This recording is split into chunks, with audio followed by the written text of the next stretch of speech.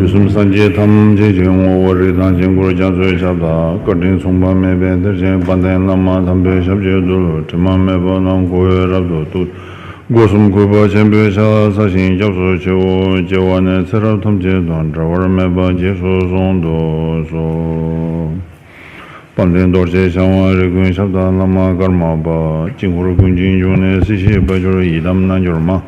Chinle Gunji Shebo Wangzhu Shuzhong Perjin Jamzhe La Nanzhu Ziji Guiben Dudong Zhame Tuji Zhong Wan Zhe Chudu Jiagun Wo Beman Zhong Dongha Songshu Denpa Bewe Zhe Qinzi Yue Zhe Jiawen Yu Guo Zho Tichu Denpe Jiangzhen So Wan De Yuen Sanje Gunda Nyam Na Yang Gardin Sanje Le Jiang La Wai Zawe Lamme Shabla Chazai Ne Da Su Zhowe Lam Na Che La Chong. Good morning. I would like to ask you to cultivate bodhicitta in order to benefit limitless sentient beings, to uproot the suffering and the cause of suffering, and eventually bring them to the state of omniscience. Each and every time I remind you of this, because otherwise our Dhamma discussion, like my speech and your listening, would not be that much meaningful at all. So as a practice of Mahayana, then it is very much based on our intention and our motivation, Tibetan word Kunlong. So because of the power of a Kunlong or motivation, then one can make a very meaningful our listening and our contemplation and our meditation. The Tibetan term Kunlong, Kun has different meanings. Philosophical way and a spiritual way, as well as common sense. The common sense, kun means all. So this is a plural, all, kun. And spiritually and philosophically, kun is the power or the strength or the force. So what force and what strength? The strength and the power of a Long. Long is like you're bringing up. What you are bringing up the power of intention, power of motivation. That is the power of motivation of the bodhicitta and the compassion and the benefiting others.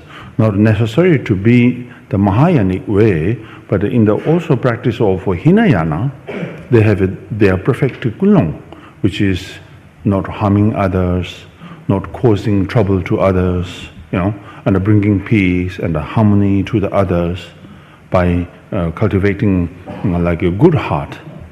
So that is also the power of bodhicitta, although you don't use bodhicitta or compassion, loving kindness, but at least benefiting others, not harming others. So that is the whole idea of the Buddhism, how you cultivate teaching, practice, all are based on the perfect kunam or motivation. Today, the topic of this session is process of accomplishment, and sometimes you use completion stage. There are many different translations, but I'm not so sure what is more the term that is accurately explaining you. But Tibetan Dzogrim is the process of accomplishment. Now, talking about Dzogrim, as a tradition or as a practical way also, I suppose not to go into the detail of this topic, because without completing the Jerim practice, then there is no way to explain the Dzogchen in detail. So if I explain, this is going to be very impractical and not going to be beneficial at all. But I will brief you what is Dzogchen. You should have an idea or understanding of the benefit of Jerim that we have discussed past 2-3 days. Now, Jerim is the creation stage. That practice, the practice of a creation stage, does not make the eliminating our attachment and our desire, attachment to the solid and the impure phenomenal world, and as well as like attached to my body, element of the body. So, with the practice of a creation stage, it helps us to undermine, to make a weakened that attachment and that desire or that clinging or that grasping to the to that attachment, but not really eliminating the solid the attachment.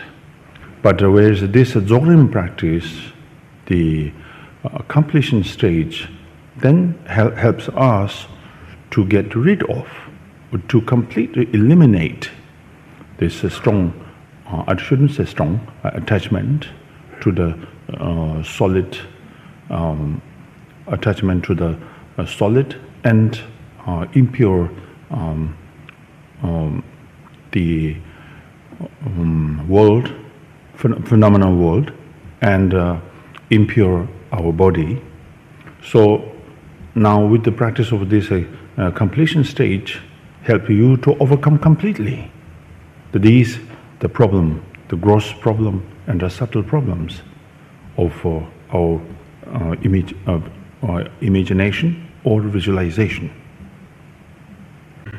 So I go a little bit into the detailed explanation. What does undermine means? Undermine in the sense of, with this practice of the process of the generation, that is, we have an attachment to the solid and the impure phenomenal world. Then the practice of the Jerim undermined this. So what we have adopted in this sense, then, the external phenomena is pure as the mandala, the palace of the deities, and the divine mandala, and the divine pure land, right? And then with the body, my body is not as solid as what I believed, I used to believe. So the undermined that attachment to my body is like a form of a rainbow, and a form of like a clarity, and a form of something very transparent, the form of a transparence. So with that undermined this strong attachment to the impure phenomenal world, and attach impure the phenomenal my body. So there you can visualize mandalas clearly, and you can imagine or visualize your body as a deity clearly. But there is still attachment, in subtle attachment, isn't it? Because you are enjoying, wow, what a wonderful palace of a divine. I'm enjoying all the surrounding, the males are generistic, females are dara, and you are talking to all the pure individuals. They are the divine, the male divine and the female divine. So myself also as a form of a deity. So there is a bliss, the feeling of a bliss, or the experience of a bliss in the visualization itself somehow. So therefore you are unable to get rid of these subtle attachment and the subtle clinging on it invisibly you can experience. So that is we call trace, mark left behind from the practice of a visualization. So without getting rid of this subtle mark or subtle trace, then you are unable to reach to the stage of accomplishment at all. So that's why we need the practice of the completion stage. Therefore, this attachment to this new kind of manifestation in the sense of like in the visualization, there is a manifestation. So attachment to this new manifestation that we have recreated and perceived, right? So when you move around, so you think that I'm like a Tara and a Tara moving around. When you talk to people, so you believe that I am Tara and the Tara is talking to people. And when you eat, so I'm Tara and the Tara is eating. So that sense of something attachment or clinging is there.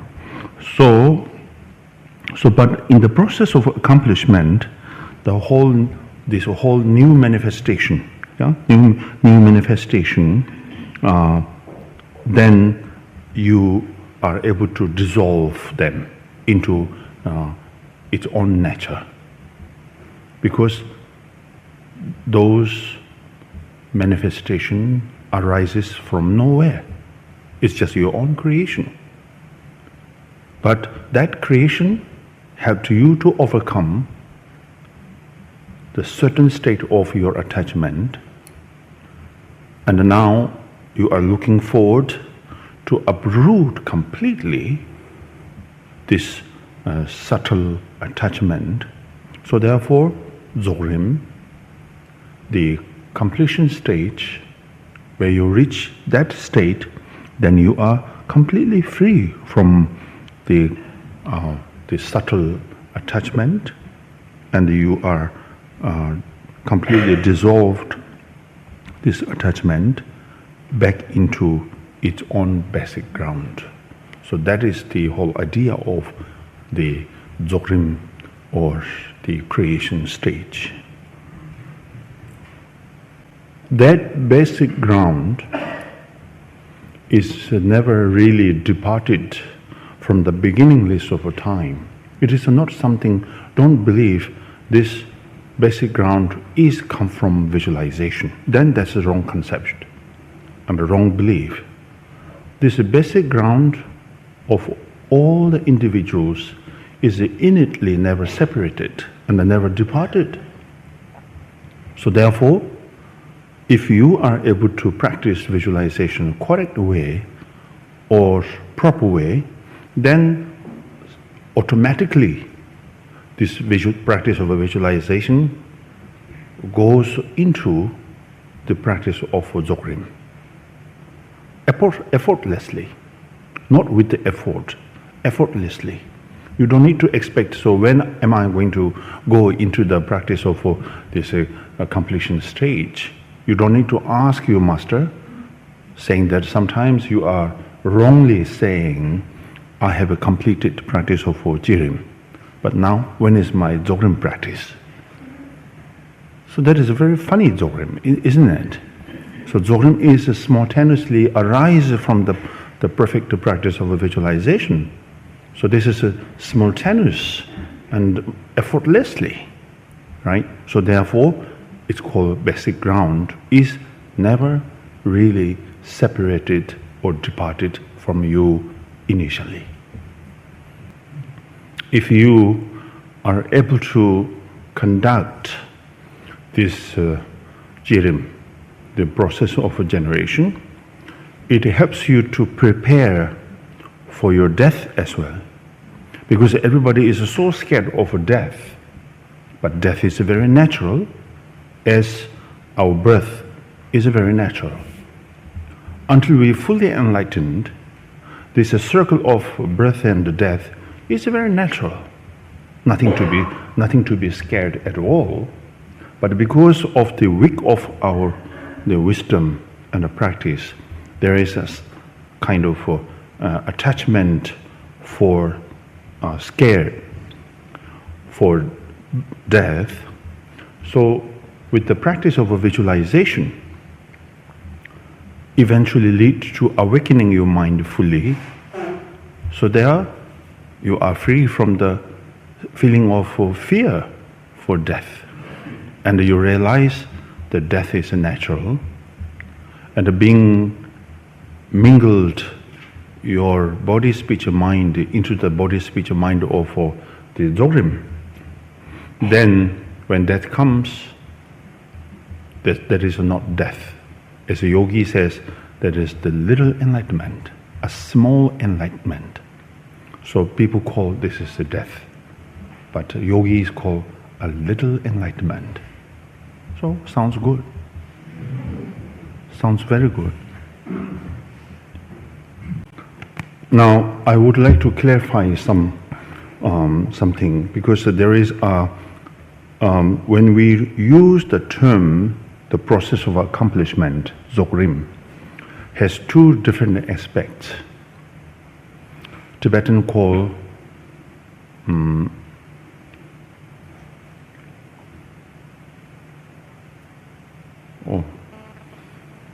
okay, go ahead. Let me remind myself again, because I totally forgot. Sorry.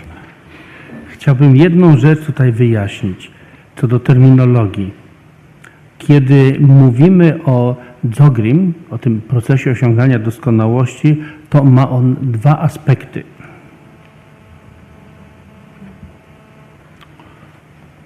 The completion stage of,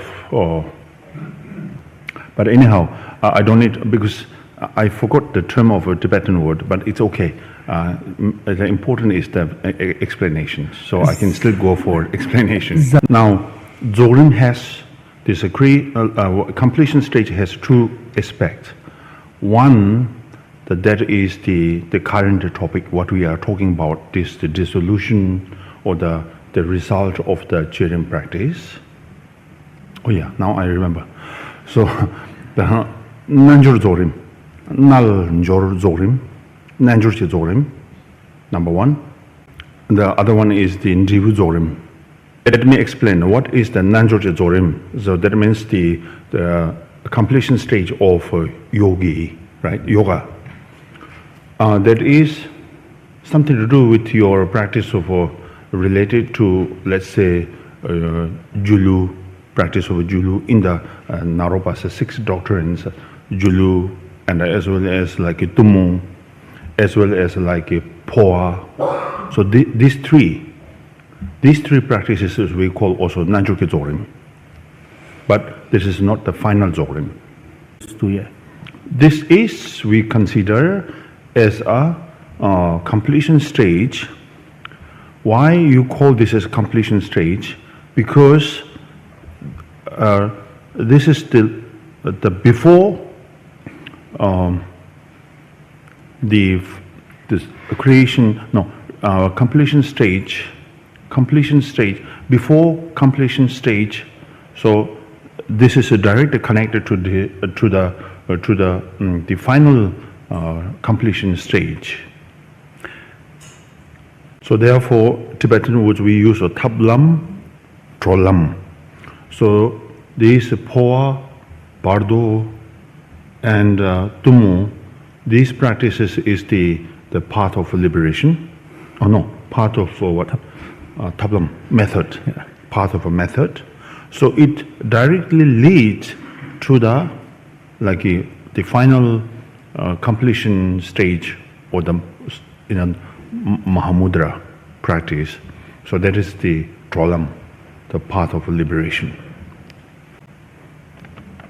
And with the practice of Tumo and the Poa, so this helps you to merge the lung, sem, yi, air, and thoughts, the mind. Lung, sem, yi. These three you bring into the central channel. From there, you can connect directly to the realization of the final completion stage. Lung, sem, yi merge, right? Merge into dewa, the blissfulness, tongpa, emptiness, and yermepa, dewa, tongpa. When you talk about yermepa, sometimes you make mistake, because many scholars they explain this way. They say dewa, tongpa, and then when talk about yermepa, which means dewa, tongpa, inseparable. But no, this is a wrong explanation. Dewa, tongpa. When you talk about yermepa, means the primordial wisdom. Lenjik in Tibetan called Lenje Yeshe, the co-emergent wisdom. That is the in many tantra or Vajrayana practices, especially high tantric, like Tujikolo, Kala Chakra, and also Chakra Sambhara, they use this Detong Yeme, which means the recognition of our primordial the wisdom, because you don't need to say the Dewa and the Tongpa, the blissfulness and emptiness is inseparable, because it is inseparable anyway, and it inseparably existed in each and every individuals and all sentient beings. But now what we talk about is we talk exercise, the yoga exercise, like a trukor, right? Trukor. So the physical exercise with the high, the technique from the Narochuduk, the sixth Narupasa doctrine. So what helps is to open your channel fully, and open your air fully, and open your mind fully. So lung, the air, transform into lung thapa, great bliss, lung thapa. Then sem, the mind, transform into emptiness, lung, sem. Yi, that is yit is the sixth consciousness as a basis, as a foundation. So this transform into then the primordial wisdom in Tibetan, Lenje Yeshe. So that's how you see we use the term completion stage to this exercise, like the Tumu and the Julu and the Poa, all this. Milam also, like a dream yoga. So these four practice is a part of the Nanjor, the yogi creation stage. This leads directly to the final creation stage. Therefore, after completed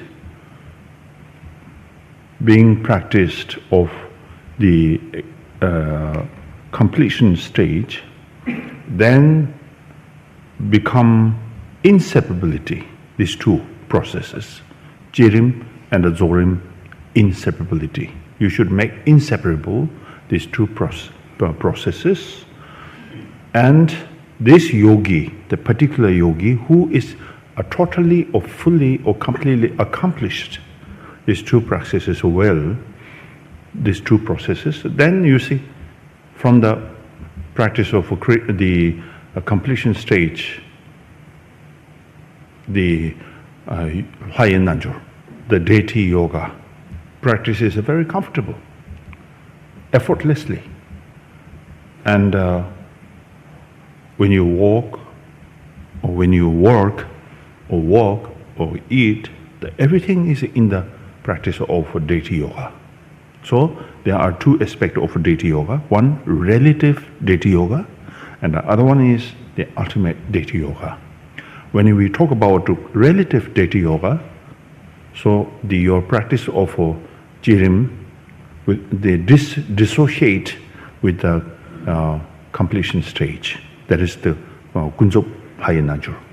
When we talk about ultimate deity yoga, Tibetan called Tantambel hayanajur, when you are able to make inseparability, the process of the generation and the process of the accomplishment, then that individual or that yogi practice is called the ultimate deity yoga, Tantambel hayanajur. So with that perspective, then in Tibetan we chant Nang Ta Riksum Ha Ha Chugu. All the appearances arise as the ultimate deity, and Nang Ta, all the sound you hear arise as a sound of the ultimate deity, and Nang Ta Rik, seen or recognize the true nature, arises as the Dhammadhatu. So this is the result of fruition of the final completion stage, where you are able to make inseparability of these two processes, or two, the Jirim and the Dzogrim. I'm sorry, I missed the Nang is the Namchilha, and Dra, the second I missed. Lying. Rik is a seen. Seen means realize. Realize your own mind. Regardless the thoughts arise or not, emotion arise or not, because eventually in this practice, the thoughts and the emotion is a part of Dhammadhatu. So you realize that although emotion is there, thoughts are there, but no longer disturb you, then you are fine with the emotion and the thoughts, isn't it? There's no complaint. All right, so that's the brief introduction of what Dzogrim is. Now, question and answer section.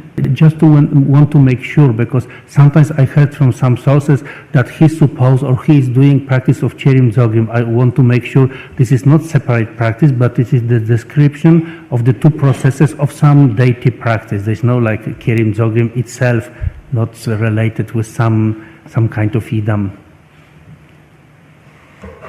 Which means it's not related to Cherim Dzogrim. That he heard from some sources, yes, like Cherim Dzogrim, like would be something separate, another kind of practice, and some practice of some deity, some idam, this is another. So he want to make sure this is just description of two processes for the deity practice. As a path, it is very much based on the idam practice, the mandala practice. But once you have achieved fully or completed these two processes, then not necessary to have a particular session of a deity practice or whatever. So it has to arise or depend on the idam practice, of course. Is that yesterday? I have explained there are three the different aspects in the deity practice. Number two is recollecting, right? Recollecting the purity. So in this perspective, when you do visualization, of course, the form of Tara, if you visualize a white Tara, so you imagine yourself as a really form of the white Tara. This is not disturbance, because in the teaching itself says very clearly that you visualize Tara yourself in the sense of a vivid form, vivid rainbow form, not really form of like a flash or solid reality. So this indicates that, of course, you should have understanding that I'm Tara, yet not solid. So with the practice or with the understanding of Hai Takwa Tempa, the recollecting the what was that? Recollecting of Purity. Purity, right? Recollecting of the purity helps you to overcome the attachment or misunderstanding of the solid form or inherent existence of the form. So I don't think there is some contradiction or there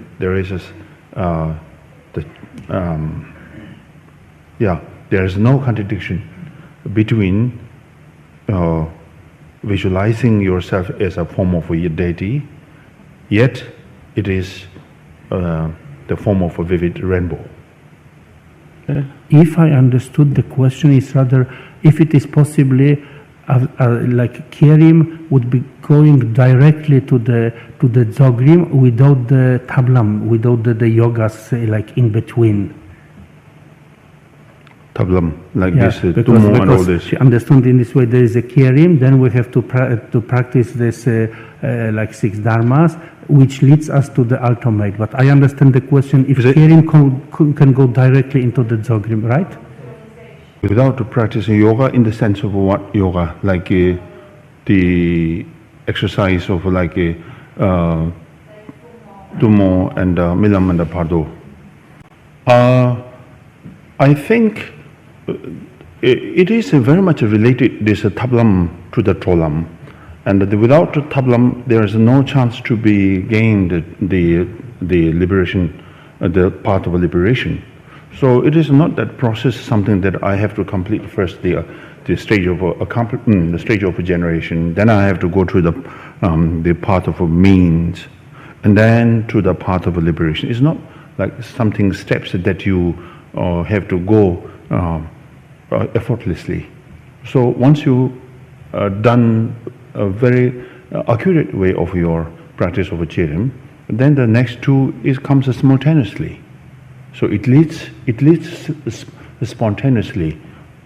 So there's no need to be worried so much about that. And so the starting point is very important. So in this matter, the Chirim is very important. So complete this and make sure that without is missing, and complete perfectly the Chirim practice. Then it leads the next two spontaneously and effortlessly. And you can observe, you can understand that like when you do the Naropa's 6 doctrine, it's very much based on the practice of a Vajrayogini. So without the practice of a Vajrayogini, there is no way to practice 6 doctrines of Naropa. So that means that something is very necessarily need to be done practice of the Chirim, the based on Vajrayogini. From there, then these yogas or the exercise arises. So innately or naturally, they are all linked to each other. So without idam cannot survive the other two, right? So they are all interdependent, linked to each other to be completed your practice of 2 processes. If you have a deep or profound understanding of your guru is inseparable from idam, from Dhamma protectors, then yes. And particularly our Kajupa tradition, the Guru Yoga is the essential approach to the final realization. So therefore, in many the texts of Guru Yoga, it says that Chöni Lama, Chöni Yidam, Chöni Chöjong means you are Guru, you are deity, you are Dhamma protector, you are Daka, you are Dakini, and all in one. So with that, in this perspective, it's very much something to do with your profound and the deeper level of understanding or realization that your Guru is really is the only one, no other than the deities, no other deities or Dhamma protectors than my Guru. So with that ultimate profound understanding, yes, you can achieve as your wish or what Yes, as your expectation. Yes. So generally, how important it is to visualize, to be concentrated on the details of the deity, because her experience is that when concentrating on some details, they somehow lose the whole idea, the feeling of deity is there, and is becoming more like solid, concentrating on just one detail. So the same thing yesterday I explained. Number salwa, right? Number one is number salwa, the clarity. So when we talk about the clarity, sense of clarity, you focus your mind into each and every details of the aspect of a deity. Her or his eye blue, and there's also the nose, ears, and even the all kinds of the clothes and the ornaments. So that is important. In the future, when you enlightened in the form of Tara, let's say, you will be enlightened in the form of Tara. If you are really very much in the sense of a practice of Tara, then you will be enlightened in the form of Tara. So if you are not able to go through the detailed visualization of a Tara, or something is missing, then when you enlighten in the future, in the form of something is missing, right? Danger is there. So therefore, make sure that next time when you enlightened, make sure that you are fully complete form of Tara or whatever that deity. So even I'm not joking actually. Half fun maybe for you, but most is really serious, because if you imagine the nose of Tara a little bit crooked, then in the future when you enlighten, so your nose is crooked, right? In the form of a Tara. It's not so nice, isn't it? So that is possible. Therefore, in order to avoid such a complication, then do everything very precise, very correctly and accurately. And I agree you. So, for example, the Sanjay Menla, this is supposed to be also this Anuttara Yoga Tantra, but there is no tablam, no Narochedruk, no tumo. So in this case, does it mean it is kind of inferior compared to Dorje Pamo and all this Narochedruk? Okay. Sanjay Menla, the medicine, the Buddha medicine, is very much a practice of Sutrayana, actually. It's a Sutrayana. And the way or method or the path when you practice, you can, you are doing practice in the way of a Vajrayana, but very much the base on the Sutrayana. So therefore, I don't mean with the practice of the medicine Buddha, you are not going to be enlightened. But of course, you will be enlightened. But anyhow, as I said earlier, with the complete practice, even with the medicine Buddha, so there are the natural power of the emerging into these, the path of a means and the path of liberation. There will be. There is kind of a connected. So each and every visualization and your practice will lead these all together. So therefore, there's no separation between all these practices. But talking about the medicine Buddha is very much a Sutrayana, so it doesn't really explain or based on the way they meditate or practice in the high tantric practices. And actually, if you read the commentary of this, then you will realize because it's a very simple commentary there.